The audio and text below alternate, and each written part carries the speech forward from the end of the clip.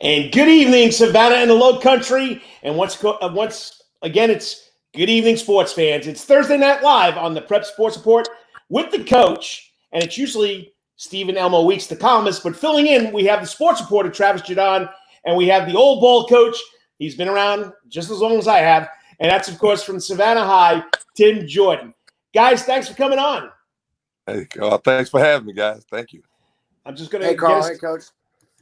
Give us there we go, so we can see all of us at once. And once again, a lot going on here in the world of Georgia high school football. First, Travis, coronavirus, taking a lot of things out of context. There's no normal. Now we're wondering if we're going to have football. We're going to have fall sports.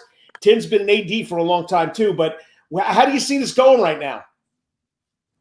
Well, it seems like it's exactly what it is. It's chaos, and it's nobody's fault. It's everyone trying to go week by week, and all the while knowing we don't have a clue what next week is going to bring, but we're going to address it when we get there. The thing about it is, Carl and Coach, I don't know how you see it, but I think I don't know what the one metric or the one thing that the GHSA is looking at in order to decide these things. You know what I mean? Is it a number that's going up or down? Are they projecting out, or are they looking backwards to see? And I don't know what the right answer is, but I would hope that whatever they saw this week to make the decision to allow 7-on-7 next week, whatever that metric is, would also be used next week, because you can't move the goalposts. It's already inconsistent enough, and we don't know what any of it's going to bring. But it's just a wild time to think about all this stuff. Like we're wondering if guys are going to be able to practice, let alone play in a game. It's crazy. Well, they said Georgia High School said starting on Monday, teams are allowed to have 7-on-7s, inter-squad. You can't have against other teams. Still, you can only have 3 practices during a week. Still, you got to wear masks. Still, you got to follow all the precautions beforehand. So the rules are all there, except now Chatham County has gone with Georgia High School and has taken it one step further. We can do what the other schools are doing finally. And Tim, you've been around a long time. I mean, this is just crazy, isn't it? It's called something I've never seen, and being honest, something I probably thought I'd never see in my lifetime. Actually, it's kind of a day-to-day type situation. You don't want to move too fast. But on the other side of it, as a coach and as a player, you don't want to get too far behind the other guys either, because Chatham County rules just kind of affect us in the public school side. So that means the private schools are getting far ahead of you. Got to play some of those guys. But I'm a health teacher first, so I try to err on the side of health and be very cautious of myself. And I just said, you and I talked off camera, and we talked earlier. We said it's kind of tough to play sports without contact. Yeah. Hey, hold it, Coach. Basketball is supposed to be a non-contact sport. Yeah, we've heard that before, haven't we? Yeah, it depends what city you play in. Teeth knocked out too. So, all right, let's start off. We got the COVID-19. I'm going to start off with Coach Jordan here. My first question: Georgia High School State Association. You've been at it 36 years as a head coach. I've been at it at 35 years. Had to take a couple of years off because of my knees, but hasn't been seen down here. And it's only going to be in 11 states. Okay, 10 plus 1 is the 30-second shot clock in high school. I know I had to use it when I first started coaching up in New York, because I coached the girls for 9 years, and they had a shot clock. The boys didn't. So how does the old ball coach look at it from the point of view down here in Savannah, Georgia? Well, Carl, being honest, what I'm about to say may not be popular with a lot of the younger guys. I'm from the old school. That's okay. And I told you, I'm an old Dean Smith disciple. I've seen Dean Smith win a lot of games in North Carolina by running that 4-corner stall. And, Dean Smith has been accused of being the only guy who can keep Michael Jordan under 20 points. So I'm the kind of guy that, being honest, it actually takes a lot of coaches that may add to the coaching in the game, but it actually takes some of the coaches out of the game, because I think with the 30-second shot clock is more, I guess you have to kind of give in a little bit, because it's more geared toward what the AAU guys do, what the college guys are doing, and what professional guys are doing. So I guess you want to kind of prepare your kids for it, so you don't want to fight it. But I think it takes away some of the strategy of the game, because, if I remember correctly, last time I checked, all you had to be doing is lead by 1 point when the game was over. You didn't have to win by 30 or 40. So, I'm an old school, and I won a lot of games myself, but hey, get the lead and see what the other team will do. Travis? Yeah, Coach, you've won a few games, haven't you? Yeah, a few, just a few.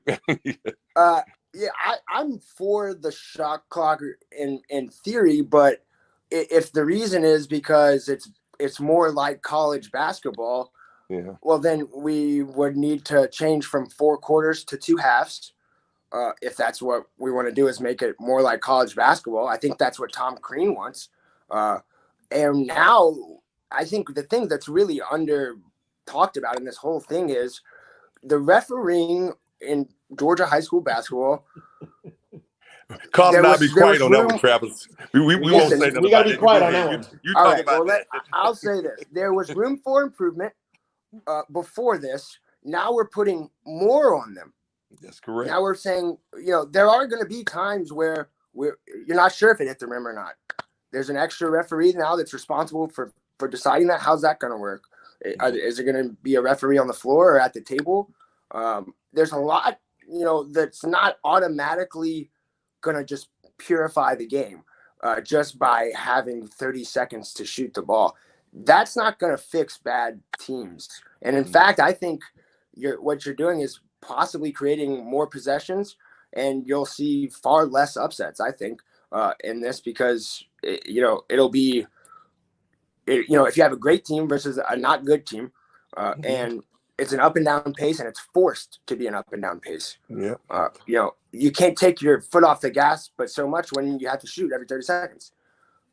So is that what we want? Is more lopsided games, more responsibility on the officials? I don't think we want either one of those two things.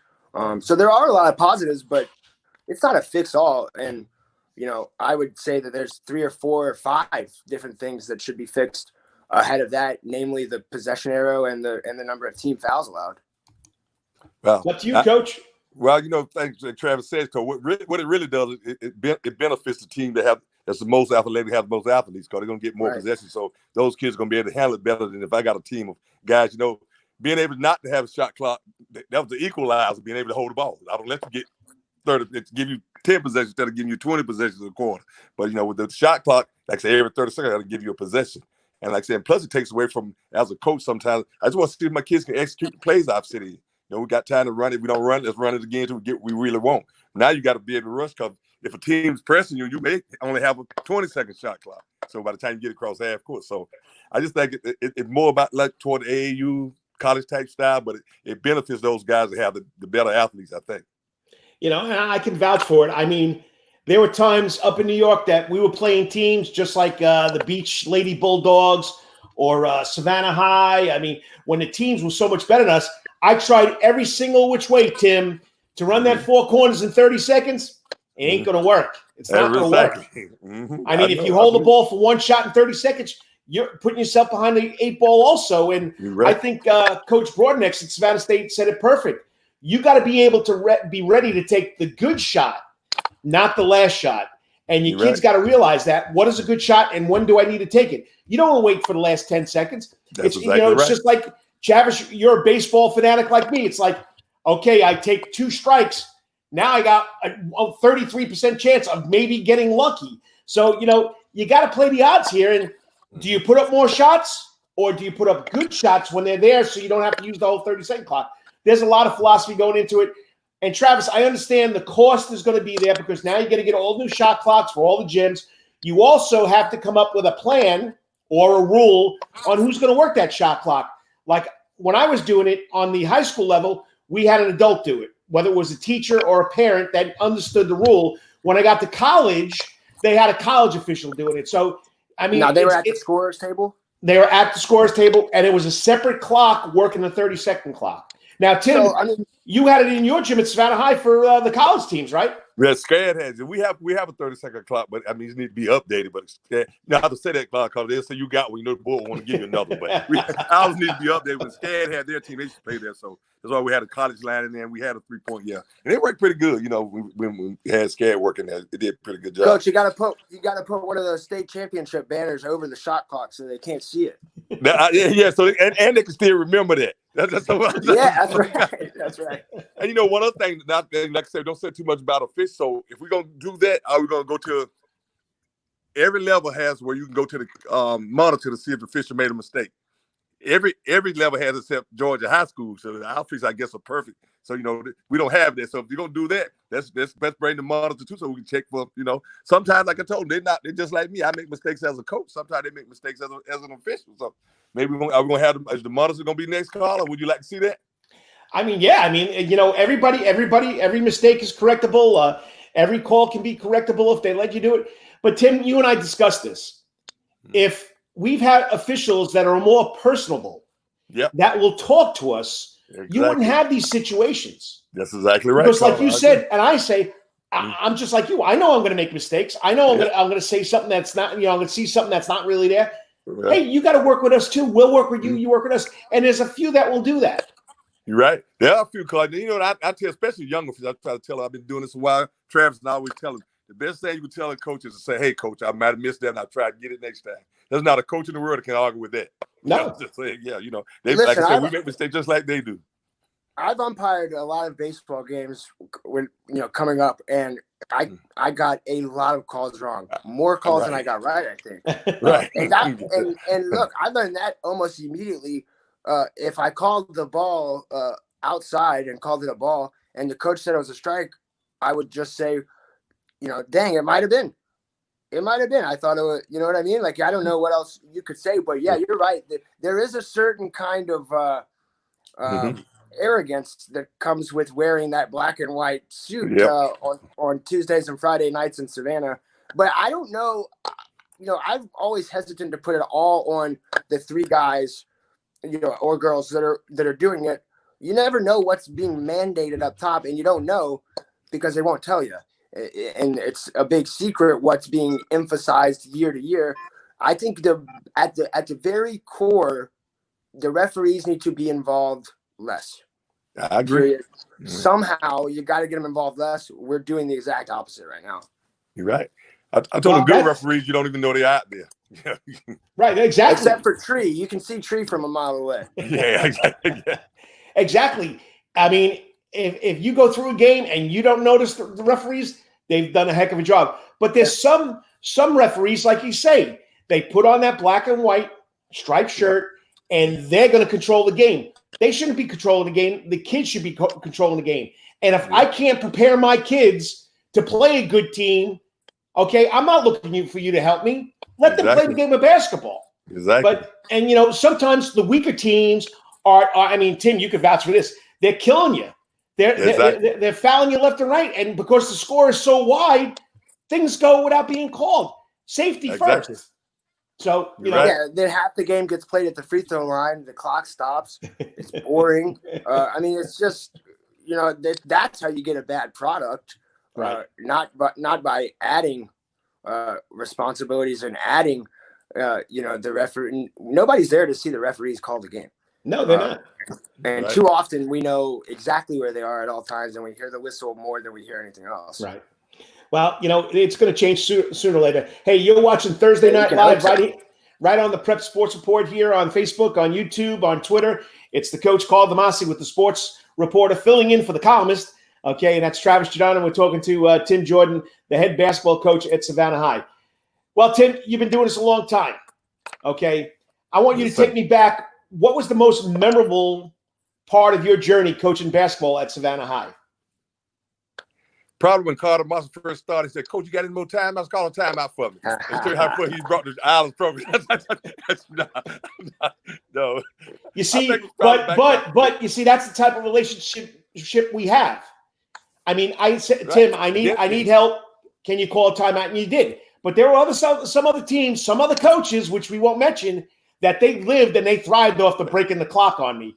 But you know what? What goes around comes around. I got my chance. I beat them, even though they thought we would never be able to. So, you know what? You and I have a great relationship.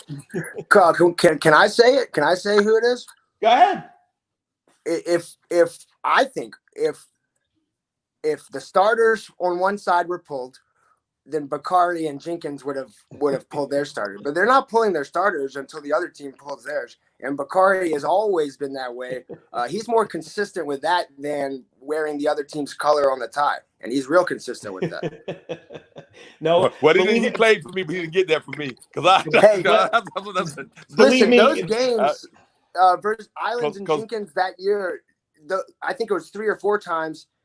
That was some vintage basketball in Savannah, and I will never forget what it felt like in that gym at Islands in that back and forth affair. I mean, that game was about as well played as any high school basketball game I've ever seen, and it was in the high 80s, I think. Yes, So we you were up can't there. play a clean game with high scoring. I mean, it's possible. Well, to be honest with you, Bakari wasn't one of them. There was other coaches that had Bakari. Believe it or not, he was. He knew when to back off, and he had a great mentor to learn that from. But while we were growing, and I understand, I'm a head coach of Islands High School.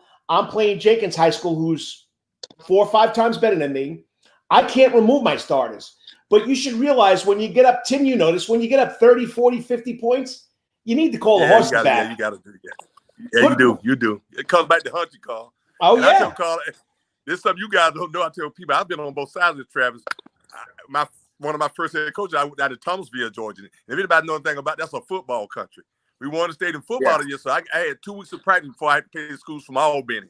And I don't know if you know anything about Albany basketball back in the 90s and the 80s and 90s. They were really tough. I got beat 125 to 34. And wasn't nothing I could do about it. So you know what I'm saying? But Willie Boston was coaching West over that time. They had Antonio Wingfield and those guys. My center was 6'4". Their point guard was 6'5". So when nothing I could do, so hey, I just had to take. But I don't do that to guys because I know that I believe that kind of stuff goes around and comes around, that kind of thing. So I don't. And plus, it ain't about me and the coach. If I don't like Carl, he don't like me. I think about people's children. So I don't want to embarrass about the children. That's what it's about. It's about the kids. You got a question lined up there, Carl, I'm thinking you were out this second, Carl.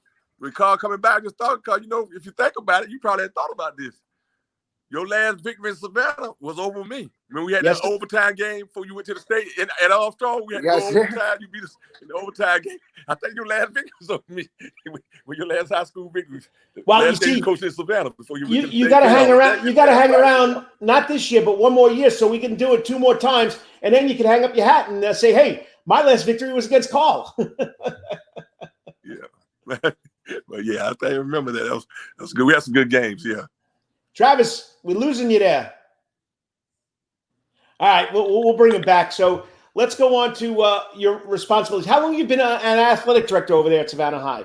Well, actually, Carl, this is my 16th year as the athletic director over at Savannah High. Had a couple stints early in my career where I just kind of filled in when guys were leaving. I was a much younger guy, but about 16 consecutive years. It's been a pretty good thing, pretty good ride for me. Carl, I may be what they call a different kind of athletic director. I'm kind of, like I said, again, kind of from the old school where if Carl's my basketball coach, he coaches basketball. If Travis my football coach, he coaches football. I'm there for advice and to try to help, not to be the football coach or to be the basketball coach if that's your job. So I give my guys responsibility and I expect them to do the job. Yeah, I agree 100%. I'm not going to coach their teams for them. Now, of course, you bring in Michael Moore, Rebel Green, step down. Tell us how it's working with Michael Moore, because he's been around as long as me and you. Well, I'm glad to get Mike. I've known Mike a long time. And Mike's not a rookie around. I tell him. Tim hit the button. I just got back. Let's hope he can get back in. Hey, was I coming in and out? No, you were fine. I don't know. It was just acting up on my end. I figured the best thing to do was bail and come back. No, that was fine. I just hope Tim can get it to work to come back because it's a lot of fun talking to Tim Jordan. But I mean, you got to love the guy. I mean, for someone to do this as long as he has been doing it and staying at the same school, I mean, he's got to love what he's doing. And think about me coming back. There you go. And he keeps on telling me he's going to retire, but he doesn't retire. It's still in his blood. He's still young. He's not an old guy. I know with that beard, it makes him look a little older, but, they say it makes you look a little more distinguished. But we were talking about, being an athletic director and then talking about Michael Moore. So tell us about Michael Moore and how he's going to right the ship over there with the football program. Well, like I said, Mike's going to do a good job of that. Because I've known Mike a long time, and Mike's a special guy, does a great job. Because Mike works with the special needs kids, take special people to do that. And he's done that his entire career. And he's been around the system. He's always been great. I think he's the kind of guy that he's come in, he's familiar with the community, with the kids, and know a lot of them, and know a lot of their parents. So I think it's going to be a a different environment for the kids. And I think he's going to do a great job for us. Travis? Yeah, I mean, I've always loved Coach Moore, and I think at New Hampstead, how quickly they became, I mean, more than competitive in basketball and football. I mean, I would say above average. They did that pretty rapidly, and like that is impressive. I know that they were, there's a lot of kids, a lot of talent to pick from, but they're also playing against other teams that had a lot of talent. I mean, there was the chance that they could have been bad for a really long time, and Michael Moore in the football program did their job as the school's, quote unquote front porch and put a decent product out there almost immediately. And then I guess Coach Jordan didn't like what I was saying. But and then Coach Mackey with the boys team at New Hampstead was really good. And they lost a couple heartbreakers in back-to-back years in the state playoffs. So I think if Coach Moore can do what he did at New Hampstead early and kind of create, I know it sounds cliche, but if Coach Moore can create a culture at Savannah High and Savannah High football, Savannah High has the ability to win on the football field, and all you have to do is ask Tony Welch that, because they had a magical year, a one-off year not too long ago. It is possible, and I think it all starts with the coaching. You guys got the right one over there, I think, Coach Jordan. Coach Jordan don't want to be a football coach anymore. Coach, can you hear us? Coach, can you hear us? Yeah, can you hear me? I can hear you now. All right, you're back now. I said you don't want to coach football anymore, do you? I don't want to what now? Do what now? Coach football anymore. Do you want to be? I actually had to coach. I had to coach the team for you. I think you remember that. Oh, I do remember that. I do remember that. I think I got a good guy out there can take care of that for me now. Like I said, and see, we're next in line after Island in the fall of 21. We're supposed to have our brand new Savannah High Stadium too. So he's got a bad internet connection, so I don't know if he's at his house. But once again, hopefully he'll come back and we can. Well, that's disappointing. I had a couple questions for him.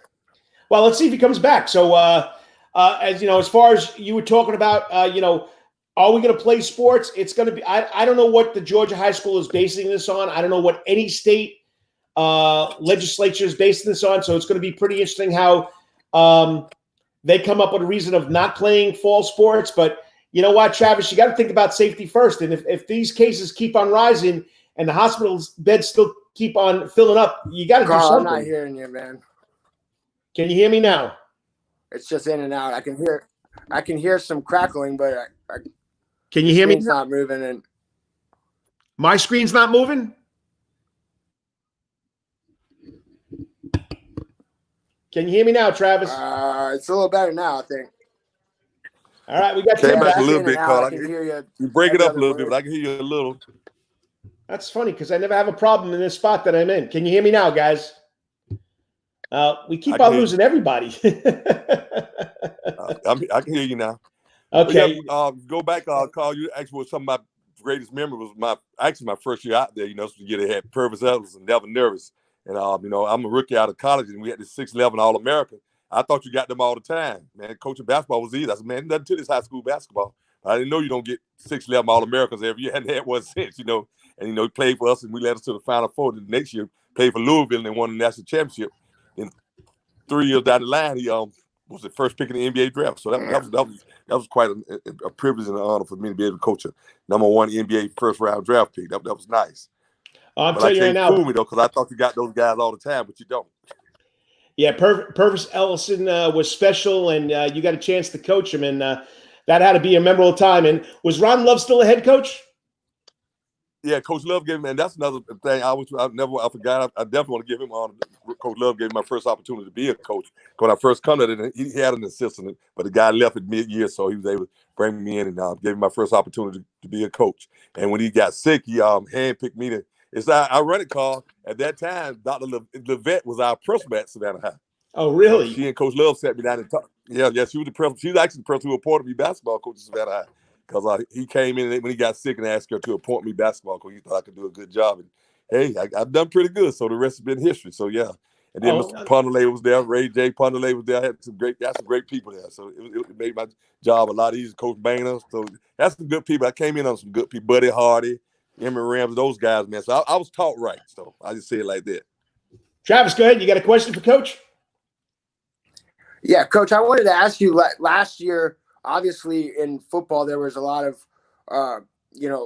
issues with transfers and a lot of backlash for schools that had transfers. I guess I would ask you, kind of as a not just a basketball coach, but as an athletic director, would you say that last year that those punishments fixed the transfer problem? Well, it's ironic, Travis.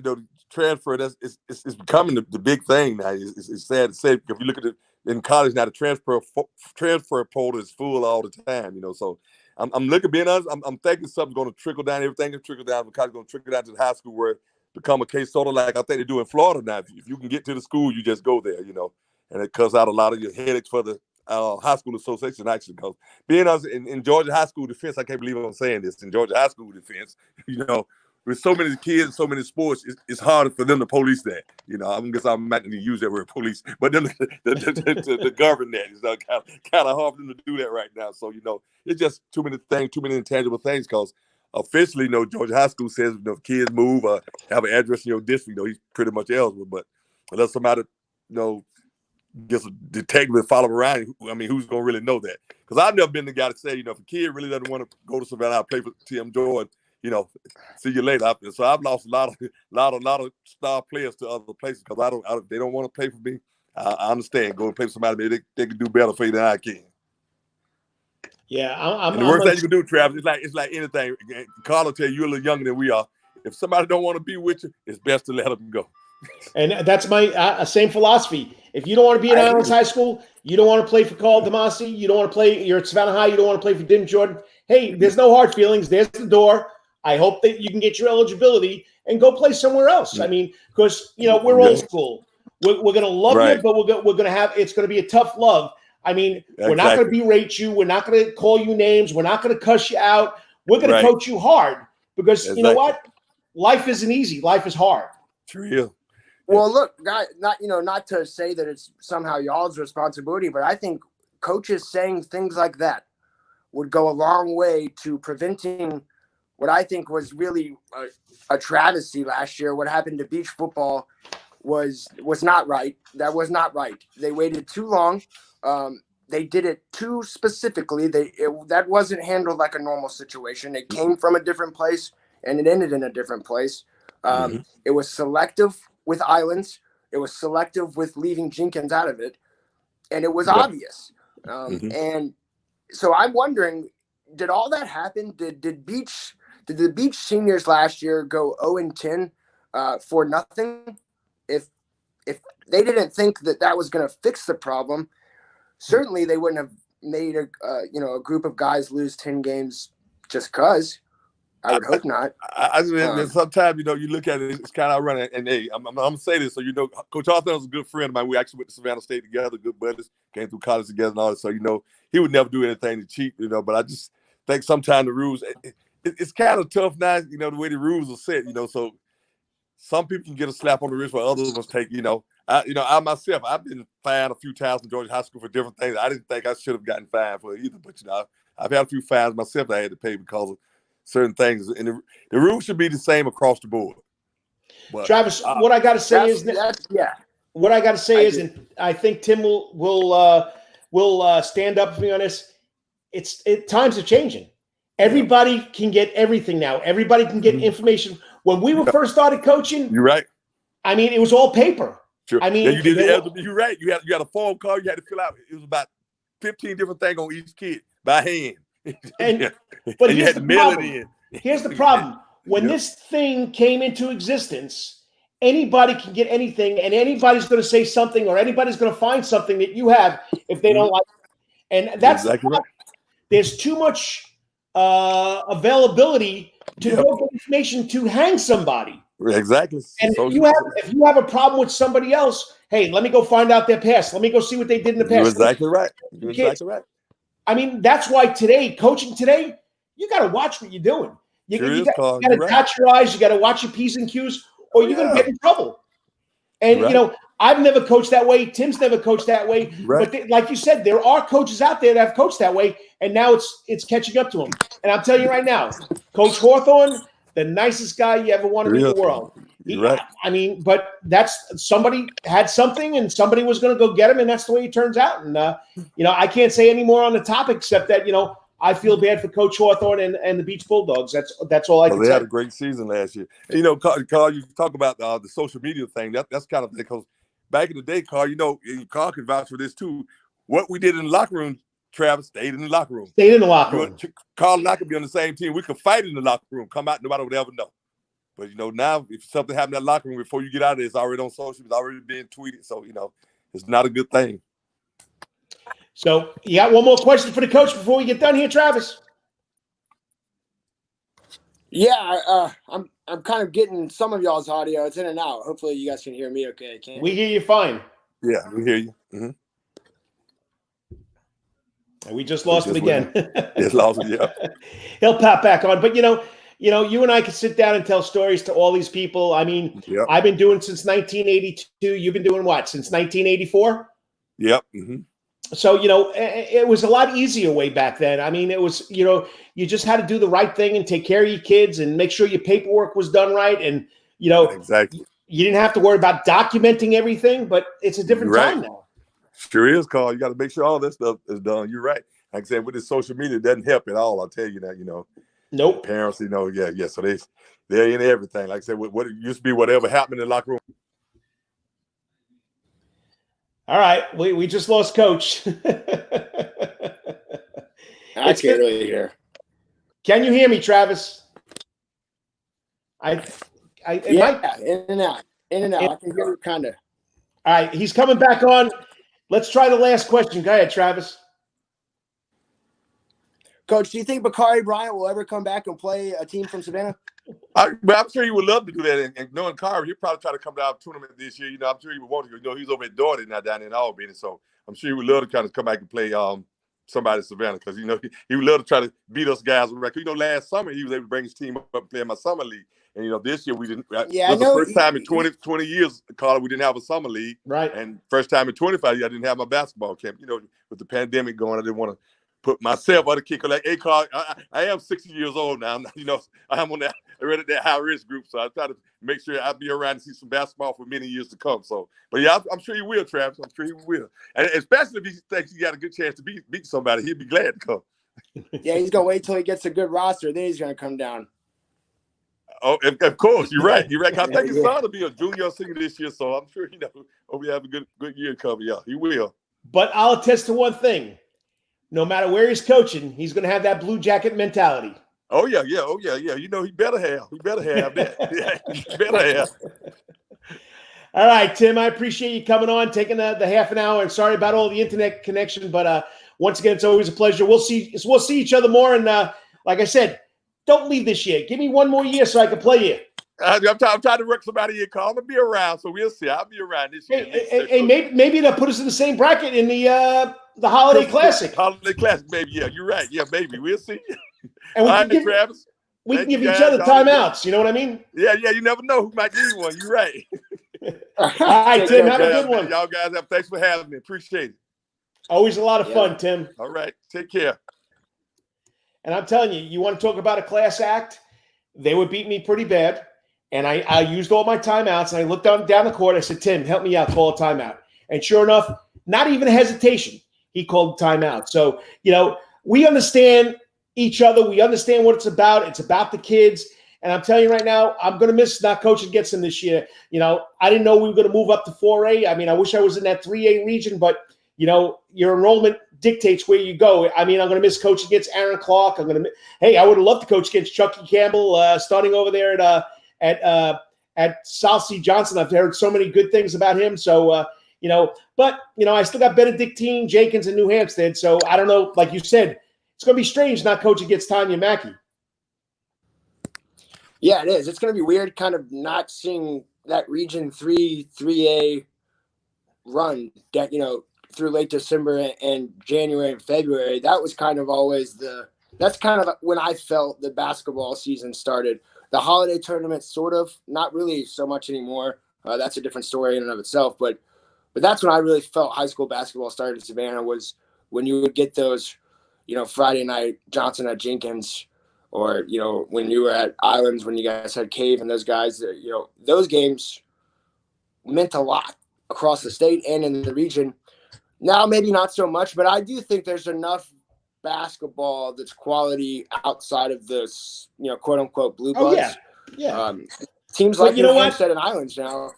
High school basketball in Savannah, Georgia is Beach High School, Savannah High basketball, Jenkins basketball, Johnson basketball, Windsor Forest basketball. Yeah, New Hampstead and Islands are the new kids on the block, but we're holding our own. So, and Groves. Don't forget about Groves. I mean, the years Groves was so athletic with Chucky Smith. I mean, Tim will vouch for it. The games that he had at Groves at Savannah High. I mean, those were off the chain too. Yeah. And Coach Wood has done a great job trying to get that school back to where it was. They lost a lot of their kids to redistricting, going over New Hampstead. So there's always been a lot of good basketball. Any team in the city, I'm talking about public schools right now. I mean, it's a tradition. I mean, we know, Travis, we know that football is king in Georgia, but in the city of Savannah, basketball is the king. Yeah, and I you touched on one of them there. I do think we haven't really, the two times I've been on here, we haven't really touched on Windsor, how good they are, and how good and how close Aaron Clark and those guys are. I don't want to say how close they were. I think how close they are. They're really close. They're right there. Hey, the team he's got coming back this year, wow. I mean, I would have loved to play him. You only get better by playing the best, and playing a team like that. I would have loved to do it. I mean, Johnson with the guys he's got coming back. Tim always plays the little little song and dance there. We're not that good this year, but you know what? Savannah High will crawl, will claw, will do anything else to get a win. When a guy has that many wins in his career, he knows how to transfer to his kids. So don't count Savannah High out. Hey, Coach Simon over at Beach, he's rejuvenated that program, and Coach Wood over at Groves. I know teams might be better, but on any given night, when a public school team takes on a public school team in Savannah, it could happen. I don't know how many times last year Islands was in the game at halftime. So, it can happen. And I wanted to mention just one more. Woodville Tompkins and Lenny Williams just go about their business quietly on the other side of town, and really all they do is win. And that's what kind of city this is with basketball. That's how rich it is that Woodville Tompkins can really just dominate for a long period of time. I mean, they had some struggles last year, but then they still kind of get overlooked, and they beat Johnson and Windsor in the Holiday Classic. Right. Mm-hmm. I'm excited, man. I really hope there's basketball. I hope, regardless of what happens in football, that basketball has enough time to figure out how to work it out. Well, we'll find out. And once again, if you're following along, this is the Prep Sports Report, Thursday Night Live. It's the coach, Carl Damasi. Usually, Stephen, the columnist, Elmo Weeks. He's got another little family thing going on, and good thing, not bad thing. And then, of course, Travis is our sports reporter for the Prep Sports Report. He's doing a series on the top quarterbacks who he thinks are in the city, or I agree with him too. So check it out on the PrepSportsReport.com. Travis website. And Travis, great job. Always fun. And I got to ask a quick question. Who won, the young sports reporter or the old sports reporter? Did Dennis the Night Shift Night beat you? I knew you were going to ask me this. How can I phrase this? Dennis took, he took less shots than I did across 18 holes. But the ball wasn't bouncing my way today, I don't think. And plus, it's my good luck mustache is the only way I play well, and it's not really all the way in yet. So next week I'll be a force. Hey, you know what? The good thing is you got out there and you played. Yeah. That's a good day. I did. All right. I appreciate you. I'll talk to you during the week, and I'm waiting for those next two quarterbacks to come up. Yeah, next week will be Richmond Hill and Benedictine. Go Cadets. So I'll log off now, Carl, and I guess talk to you soon. I appreciate it. Thanks. Take it easy. And once again, Travis Jordan, Good guy, loves what he's doing, loves high school sports here in Savannah, Georgia, a product of Savannah. Great skills. Check out his stories at theprepsportsreport.com, the website. Go to Travis Jadon on Facebook. His articles are there. He does a podcast called Hot Grits. Check it out. Apple, iTunes, whatever it is. Him and a buddy of his do a great job breaking down sports more on the radio side of it or the podcast side of it. So once again, it's always a lot of fun. Well, we'll be back next Thursday night, and if the columnist is not here, we always got the sports reporter. Remember, so every Thursday night at 7 p.m. right here on the Prep Sports Report Facebook page. It's Thursday Night Live with the coach, Carl Damasi, and of course for the columnist, Stephen Elmo Weeks. So remember, Saturday morning, back on the internet again. The coach and the AD, the Carl Damasi Sports Report in the Soundgarden from the campus of Coach's Corner, and it's all on the Coach's Corner Sports Network. Hopefully it's the best week you're having. And remember, whatever you may be doing, always hit it out of the park. Until Saturday morning, I appreciate you listening. Time to get out of here.